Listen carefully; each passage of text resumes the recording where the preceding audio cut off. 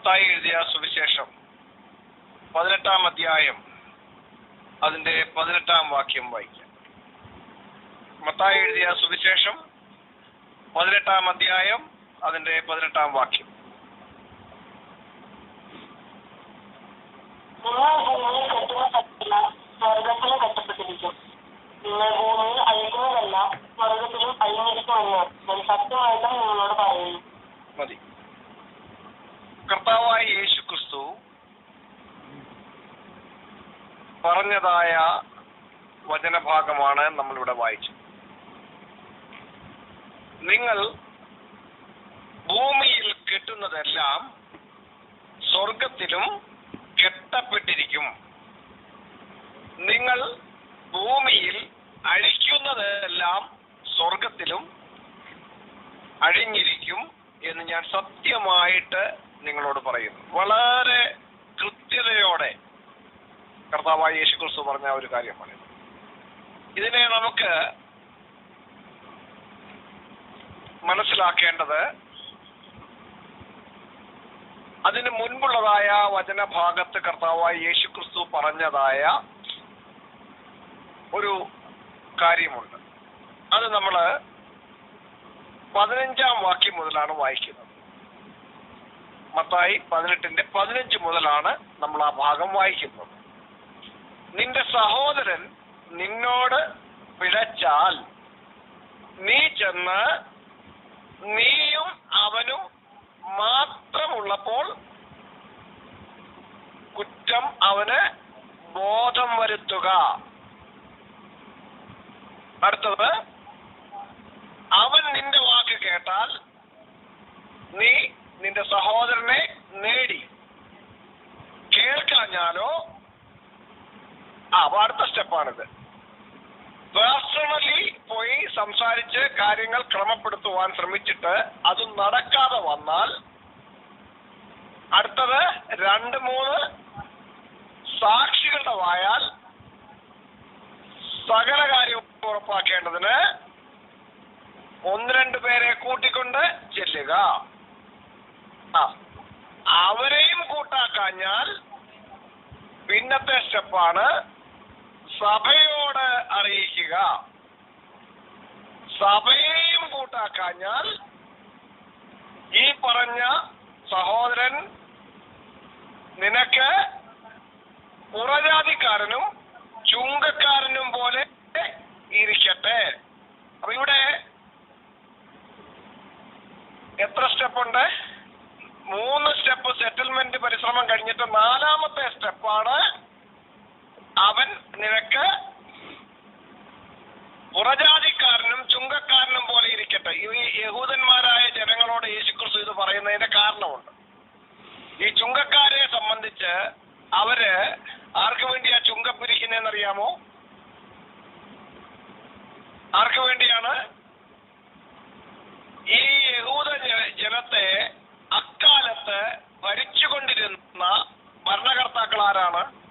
Roman ഭരണാധിപന്മാരാണ്. റോമ ഗവൺമെന്റിന് വേണ്ടി യഹൂദന്മാരോട് കരം പിരിക്കുന്ന ചുങ്കക്കാരെ, യഹൂദന്മാരായ ആൾക്കാർ ചുങ്കക്കാരായിട്ടുണ്ടായിരുന്നു. നമ്മുടെ ഈ സുവിശേഷം എഴുതിയ മത്തായി ചുങ്കക്കാരന്.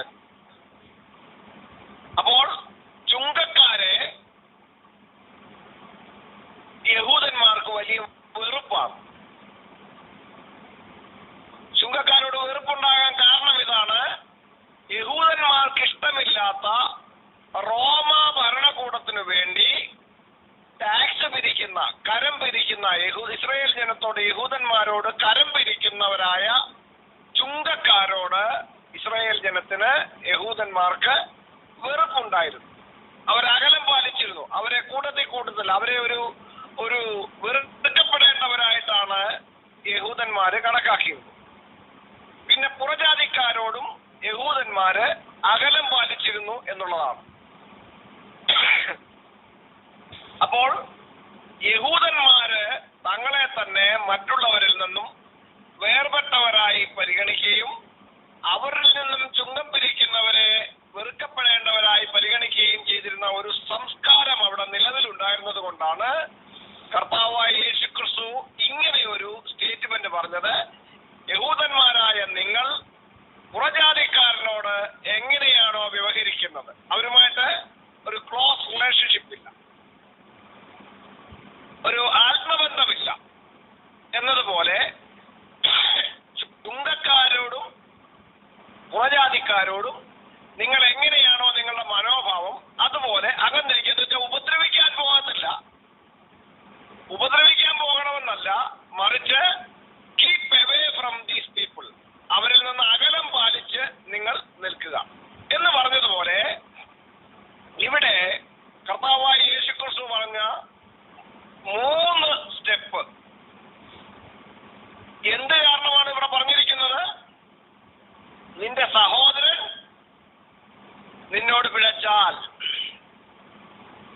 അന്യനല്ല. നിന്റെ സഹോദരൻ നിന്നോട് പിഴച്ചാൽ, നിന്നോട് തെറ്റ് ചെയ്താൽ, അവനെ ആ തെറ്റിനെ കുറിച്ച് ബോധം വരുത്താനുള്ള ആ കാര്യത്തിൽ ക്രമപ്പെടുക എന്നുള്ളതാണ് കർത്താവായ യേശുക്രിസ്തുവിടെ അർത്ഥമാക്കുന്നത്. അതിന് ഒന്നാമത്തെ സ്റ്റെപ്പ്, ഏറ്റവും ബെസ്റ്റ് സ്റ്റെപ്പ് എന്ന് പറയുന്നത് പേഴ്സണൽ സെറ്റിൽമെന്റ് ആണ്. വ്യക്തിപരമായ ക്രമപ്പെടലാണ് കർത്താവായ യേശുക്രിസ്തു മുന്നോട്ട് വെച്ച ആദ്യത്തെ സ്റ്റെപ്പ് എന്ന് പറയുന്നത്. ആ സ്റ്റെപ്പ് പരാജയപ്പെട്ടാൽ, ആ പരിശ്രമിച്ചിട്ടും അത് നടക്കാതെ വന്നാൽ, നിന്റെ സഹോദരൻ നീ അവനെ കൺവിൻസ് ചെയ്യാൻ പരിശ്രമിക്കുന്നത് പരാജയപ്പെട്ടാൽ, പിന്നെ ചെയ്യാവുന്നത് പറഞ്ഞാൽ കേൾക്കുന്ന അല്ലെങ്കിൽ മാന്യരായ കൊള്ളാവുന്ന 2 പേരെ കൂട്ടിക്കൊണ്ടുപോയി അവന്റെ തെറ്റിനെ അവന് ബോധ്യപ്പെടുത്താൻ ശ്രമിക്കുക. ഈ പറഞ്ഞ 2 പേര്, നമ്മൾ സാധാരണ ഒരു വിഷയത്തിന് കോംപ്രമൈസിനോ അല്ലെങ്കിൽ മധ്യസ്ഥം വഹിക്കാനോ ആൾക്കാരെ കൂട്ടിക്കൊണ്ടു പോകുന്നത്, അങ്ങനെയുള്ളവരെ കൂട്ടിക്കൊണ്ടു പോകുന്നേ പൊതുവെ അംഗീകരിക്കപ്പെടുന്ന റെപ്യൂട്ടഡ് ആയിട്ടുള്ള ആൾക്കാരെ ആയിരിക്കും കൊണ്ടുപോകുന്നത്. അപ്പൊ ഇങ്ങനെ റെപ്യൂട്ടഡ് ആയിട്ടുള്ള 2 പേരെ കൊണ്ടുപോയിട്ട് അവരുടെ വാക്കും കേൾക്കാതെ ഇരുന്നാൽ, ഇപ്പൊ നമ്മുടെ നാട്ടിലൊക്കെ ഇപ്പൊ 2 പേര് തമ്മിൽ പ്രശ്നങ്ങളുണ്ടെങ്കിൽ സാധാരണ നിലയിൽ അവിടുത്തെ ആൾക്കാരുടെ ഇടയിൽ അല്പം മാന്യരായിട്ടുള്ള നല്ല ഡിഗ്നിറ്റിയുള്ള ആൾക്കാരെയാണ് സാധാരണ ഇടനിലയ്ക്കായിട്ട് കൂട്ടിക്കൊണ്ടുപോകുന്നത്, കാര്യങ്ങൾ പ്രശ്നം കൂടാതെ പരിഹരിച്ചു പോകേണ്ടതിനായിട്ട്. അപ്പോൾ അങ്ങനെയുള്ള 2 പേരെ കൂട്ടിക്കൊണ്ടുപോയിട്ട് അവരെയും പരിഗണിക്കുന്നില്ല എങ്കിൽ മൂന്നാമത്തെ സ്റ്റെപ്പാണ് എന്ത്? സഭയെ അറിയിക്കുക. സഭയെയും കൂട്ടാക്കാതെ ഇരുന്നാൽ പിന്നത്തെ 4ാമത്തെ സ്റ്റെപ്പ് എന്ന് പറയുന്നത് there is no chance for any compromise. എന്താണ്? നിങ്ങൾ തമ്മിൽ ഇനി ഒരു വ്യവഹാരം വേണ്ട, അവൻ അവന്റെ വഴി, നിനക്ക് നിന്റെ വഴി, ഇത്രയേ ഉള്ളൂ. അതല്ലാതെ പിന്നെ അങ്ങോട്ടും ഇങ്ങോട്ടും തമ്മിൽ തല്ലാൻ പോകരുതെന്നാണ് യേശു പറഞ്ഞതിന്റെ അർത്ഥം. ഞാന് ഈ കാര്യം സൂചിപ്പിക്കാനുള്ള ചില കാരണങ്ങളുണ്ട്. അത് ഈ വേദിയിൽ ഞാനത് പറയുന്നില്ല, അത്രയും ക്ലിയർ ആയിട്ട് അത് പറയുന്നില്ല. എന്നിരുന്നാലും ഞാൻ ഒരു ഉദാഹരണം പറയാം. വർഷങ്ങൾക്ക് മുൻപ് ഞങ്ങള് ആരാധിച്ചു പോകുന്ന ഒരു സഭ, ആ സഭയില് സഹോദരന്മാരുടെ ഇടയിൽ വല്ലാത്ത ഫ്രിക്ഷൻ ഉണ്ടായി. 2 ചേരി തിരിഞ്ഞ ആ സഭയിലെ വിശ്വാസികൾ 2 ചേരി തിരിഞ്ഞു. ആ 2 ചേരി തിരിഞ്ഞു എന്ന് പറയാൻ കാരണം, അവിടെയുള്ള ഒരു സഹോദരന് മറ്റൊരു കുടുംബത്തിൽ ഉള്ള ഒരാളുമായിട്ടുണ്ടായ എന്തോ തെറ്റിദ്ധാരണയോ അല്ലെങ്കിൽ അഭിപ്രായ വ്യത്യാസങ്ങൾ. ഈ അഭിപ്രായ വ്യത്യാസം എന്ന് പറയുമ്പോൾ ഈ സഹോദരന്റെ ചില കുത്തിപ്രസംഗങ്ങളാണ്. അദ്ദേഹം പ്രബോധിപ്പിക്കുന്നയാളായിരുന്നു. അപ്പൊ അദ്ദേഹം ആ വീട്ടിലെ സഹോദരിയെയൊക്കെ കുത്തിപ്രസംഗിച്ചത് ആണ് എന്ന്, അദ്ദേഹം പ്രസംഗിച്ചത് കുത്തിപ്രസംഗിച്ചതാണ് എന്ന് ആ സഹോദരിക്ക് തോന്നി. ആ സഹോദരി അതിനെ ചോദ്യം ചെയ്തു. ആ സഹോദരനും സഹോദരിയും തമ്മിലുള്ള ഈ ഒരു വിഷയത്തിൽ അത് പല വിധത്തിൽ ചേരി തിരിഞ്ഞുള്ളതായ ഒരു പ്രശ്നത്തിലേക്ക് അത് പോയി. ഇവിടെ സംഭവിച്ചതെന്ന് പറഞ്ഞു കഴിഞ്ഞാൽ, ഈ സംഗതികളെല്ലാം കൂടി നേരെ സഭയിൽ വലിയ വിഷയമായി. ആ സഭയിലെ പാസ്റ്ററും അവിടുത്തെ പ്രമാണിമാരും ഒരു ചേരിയിലും, അത് ഈ സഹോദരനൊക്കെ ഇവരെല്ലാം ഒരു ചേരിയിലും, അവിടെയുള്ള മറുഭാഗം അവരിൽ ചിലര് ഈ സഭയിലെ പ്രമാണിമാരാണ്, എന്നാൽ അപ്പോഴത്തെ ഭരണകർത്താക്കന്മാർ, വിശ്വാസികളല്ല.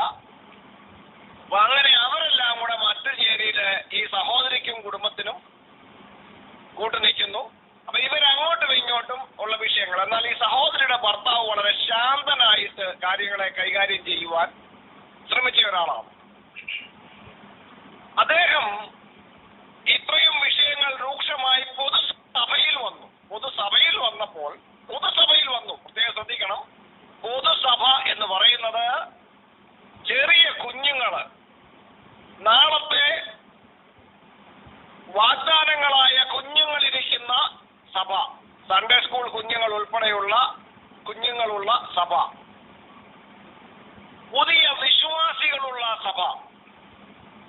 പുതിയ വിശ്വാസികൾ എന്ന് പറഞ്ഞാൽ ഈ കുഞ്ഞുങ്ങളെക്കാൾ ഒട്ടും മെച്ചമല്ല എന്ന് മനസ്സിലാക്കുക. ഇങ്ങനെ ബലഹീന വിശ്വാസികളായ ആൾക്കാരുള്ള സഭ, പൊതുവിശ്വാസികളുള്ള സഭ, കുഞ്ഞുങ്ങളുള്ള സഭ, ഇങ്ങനെ ഉള്ള പൊതുസഭയിലേക്ക് ഈ വിഷയങ്ങളെ വലിച്ചിഴച്ചു കൊണ്ടുവന്നു. ഈ വിഷയം നടക്കുമ്പോൾ ഈ വിഷയത്തിന്റെ മറുവശത്തുള്ളതായ പ്രിയ സഹോദരിയുടെ ഭർത്താവ്, അദ്ദേഹം ആ സഭയിൽ വളരെ നല്ല രീതിയിൽ മോട്ടിവേറ്റ് ചെയ്ത് പ്രസംഗിക്കുന്ന ഒരാളാണെന്ന് മനസ്സിലാക്കണം. നല്ല രീതിയിൽ അദ്ദേഹം പ്രസംഗിക്കാൻ എണീറ്റ് നിന്ന് കഴിഞ്ഞു കഴിഞ്ഞാൽ വലിയൊരു ആത്മീയ അന്തരീക്ഷം നമുക്ക് ഫീൽ ചെയ്യുന്ന തലത്തിലാണ് അദ്ദേഹം ഏതൊരു വിഷയത്തെയും പ്രസന്റ് ചെയ്യുന്നത്. അദ്ദേഹം ഇത്രയും വിഷയങ്ങൾ രൂക്ഷമായപ്പോഴും അദ്ദേഹം അവിടെ എഴുന്നേറ്റ് നിന്നുകൊണ്ട് പറഞ്ഞത്, സഹോദരന്മാരെ, എന്റെ ഭാര്യയുടെ ഭാഗത്ത് നിന്ന് എന്തെങ്കിലും നിങ്ങൾക്ക് വിഷമം ഉണ്ടായിട്ടുണ്ടെങ്കിൽ ദൈവനാമത്തിൽ നിങ്ങൾ ക്ഷമിക്കണമേ എന്ന് വളരെ വിനയത്തോടു കൂടി അദ്ദേഹം അവിടെ അപേക്ഷിക്കുന്നതാണ് ഞാൻ കണ്ടത്. അത്രയും എളിമപ്പെട്ട് അദ്ദേഹം അവിടെ അപേക്ഷിക്കുകയാണ്. ഈ എളിമപ്പെട്ട് അപേക്ഷിക്കുന്ന ഈ സഹോദരനെ സംബന്ധിച്ച് അത്ര മോശം ആളാണെന്ന് നിങ്ങളാരും വിചാരിക്കരുത്. അദ്ദേഹം വളരെ ഉയർന്ന സർക്കാർ ലെവലിൽ നമ്മളുടെ ഡിഫൻസിന്റെ ഒരു വലിയ ഉയർന്ന പദവിയിലിരുന്ന് റിട്ടയർമെന്റ് ആയ ആളാണ്. ഹൈ ഡിഗ്നിറ്റിയുള്ള ഹൈ പ്രൊഫൈലിൽ ഇരുന്ന ഒരാളാണ്. ഇന്നും അദ്ദേഹം വളരെ അറിയപ്പെടുന്ന ഒരു പ്രസ്ഥാനത്തിന്റെ നല്ല ഉത്തരവാദിത്തപ്പെട്ട ചുമതലയിലിരിക്കുന്ന ഒരാളാണ്.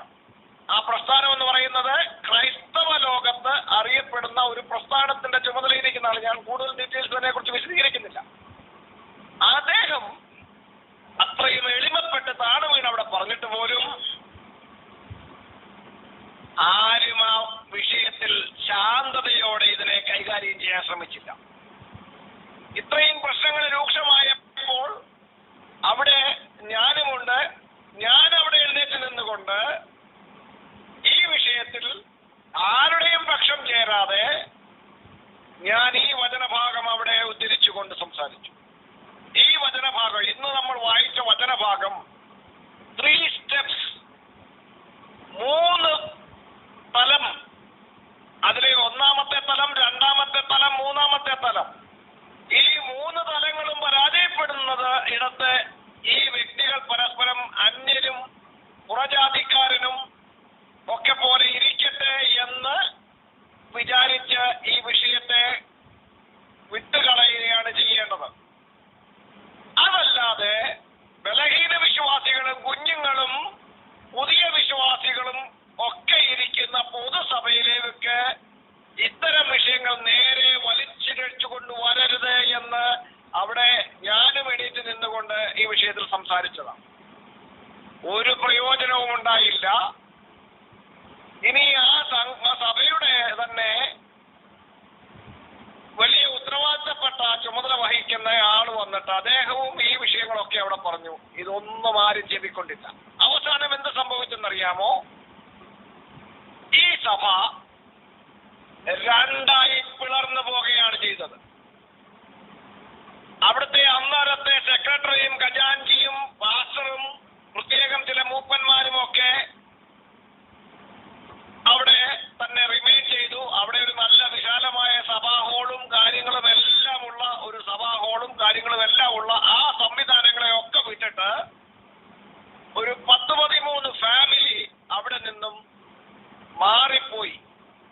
സഭ രണ്ടായി മാറുവാൻ തക്കവണ്ണം ഇടയായി.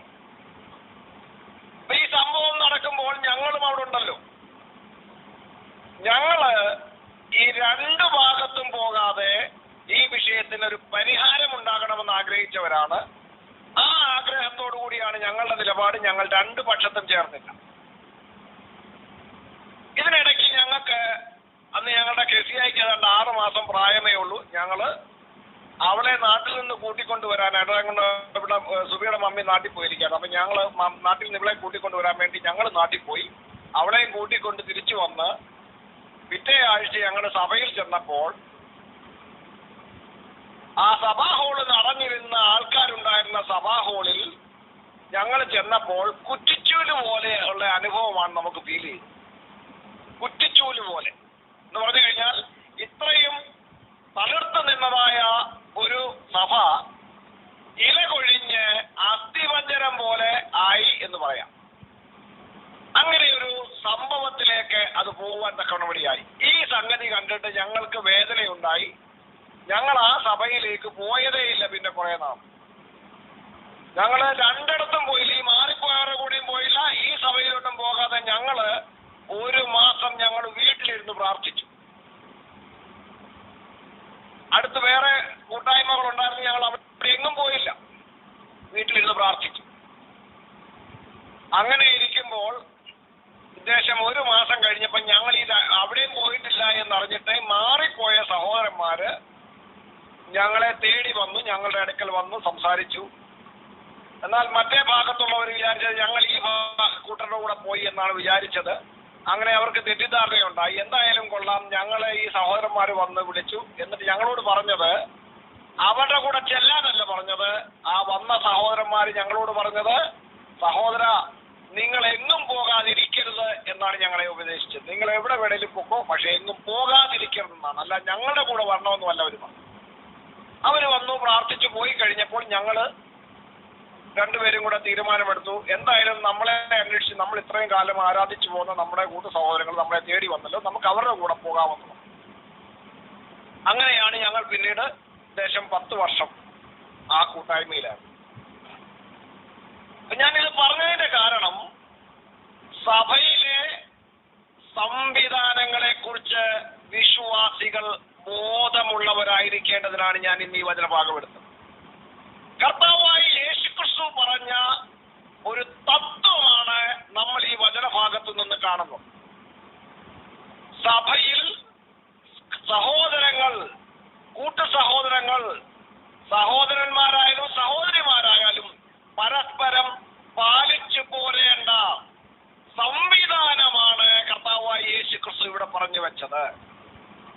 അപ്പോൾ ഇവിടെ യേശുക്രിസ്തു മുന്നോട്ട് വെച്ച ഒന്നാമത്തെ പരിഹാരം എന്ന് പറയുന്നത് പേഴ്സണൽ സെറ്റിൽമെന്റ് ആണ്, വ്യക്തിപരമായ ക്രമപ്പെടലാണ്. മൂന്നാമതൊരാൾ അറിയാതെ തെറ്റിപ്പോയവനും ആ തെറ്റിന് എതിർഭാഗത്തുള്ള വ്യക്തിയും ഇവര് തമ്മിൽ ഒരാൾ അറിയാതെയുള്ള വ്യക്തിപരമായ സെറ്റിൽമെന്റ് ആണ് ഒന്നാമത്തേതും ഏറ്റവും ഫലപ്രദമായതുമായ പരിഹാര മാർഗമായി കർത്താവായ യേശുക്രിസ്തു മുന്നോട്ട് വെച്ചത്. 2 പേര് തമ്മിൽ വിഷയമുണ്ടായാൽ മൂന്നാമതൊരാൾ അറിയാതെ ആ വിഷയത്തിന് പരിഹാരമാക്കി ക്രമപ്പെട്ട് ദൈവസന്നിധിയിൽ കൈകോർത്ത് പ്രാർത്ഥിച്ച് മുന്നോട്ട് പോകാൻ കഴിഞ്ഞാൽ അത് വിശ്വാസ ജീവിതത്തിന്റെ ഏറ്റവും വലിയ മാതൃകയാണ്, ഏറ്റവും ഫലപ്രദമായ വിശ്വാസ ജീവിതമാണ്, ഏറ്റവും സുശക്തമായ വിശ്വാസ ജീവിതമാണ്. ദൈവസ്നേഹത്തിന്റെ, പരസ്പര സഹനത്തിന്റെ, പരസ്പര കരുതലിന്റെ മകുടോദാഹരണമാണ്. തെറ്റ് മനുഷ്യനാർക്കും സംഭവിക്കാം, എന്നാൽ പരസ്പരം മൂന്നാമതൊരു ചെവി അറിയാതെ ആ വിഷയത്തിൽ ക്രമപ്പെട്ട് മുന്നോട്ട് പോകുവാൻ